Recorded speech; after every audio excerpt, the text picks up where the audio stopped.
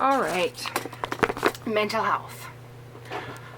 What is mental health? How does it affect us? How does it affect anyone? Well, think of it this way. It can be looked at like cancer. What's cancer? Well, it's a disease. It can be cured. It can't be cured. Mental health, depression, bipolar, schizophrenia, multiple personality disorder. There's a whole list full of more of them that are there, and there is no cure. It's a brain issue, and we don't know enough about the brain. I myself have been diagnosed with bipolar. I take medication. I'm fairly stable as long as I stay on my medication. Mind you, my medication has some pretty wicked side effects if I'm not going on it, so staying on it's good. But I had a wonderful childhood. My parents bent over backwards for me to make sure that I had the life I deserved. Kudos to them. Most families don't know what to do. I have grandparents who are phenomenal, who did everything possible. I went and I ended up living with them and did everything I could. Now, on my husband's side, there is stigma, very much so. Not on my side, obviously enough, because of mental health being there as it is.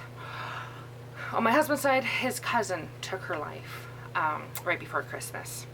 And instead of dwelling in the grief and blaming her or blaming the system for not doing anything, they decided to start a foundation called Smiles Through Lindsay. And it's to help break that stigma. And so along with Belle, her family have gone above and beyond, and they're trying to raise funds for mental health so that we can do more. More needs to be done. I follow a few different channels on YouTube, one being BuzzFeed, and they did a whole week following mental health. Now, they're a US affiliate. I know they have a Canadian one, and they have an Australian one, and I think a UK one. But the United States has a whole week dedicated towards mental health. Canada, we have 1 day. 1 day. And a big mobile company had to come forward and say, let's do something about it. Which is wonderful. But we only do it for 1 day. Why can't we do a whole week? We do that for employment. Focus on employment of hiring individuals with developmental disabilities. We have a full month dedicated to individuals who have Down syndrome, cerebral palsy, autism. But we have 1 day for mental health? How does that make sense? To me, it doesn't. We need to do more. We need to have more than just 1 day. We need to have a week.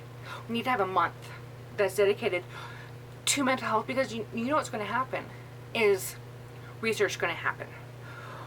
We're going to know more. We're going to understand why there are different forms of schizophrenia, why there's paranoid, unfocused, catatonic. We're going to understand why some people with bipolar suffer more than others.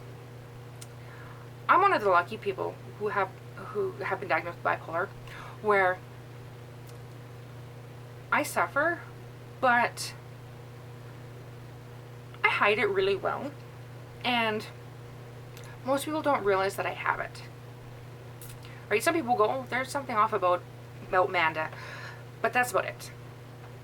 I work with individuals that can't cope day to day. They don't take their prescribed medication. They go and do street drugs, which does not help.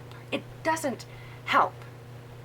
But besides that, we as a country, as Canada, Alberta, Calgary, we need to be doing more. The majority of the people who are on the street have mental health issues. We need to stop focusing on the fact that they're homeless to the fact that they need help. So that's really all I wanted to say with this video was, you know what, you guys? Let's get the word out there. Let's break the stigma. Let's realize that just because you've met one person with bipolar or one person with ADHD does not mean you've met somebody else. You've only met one person.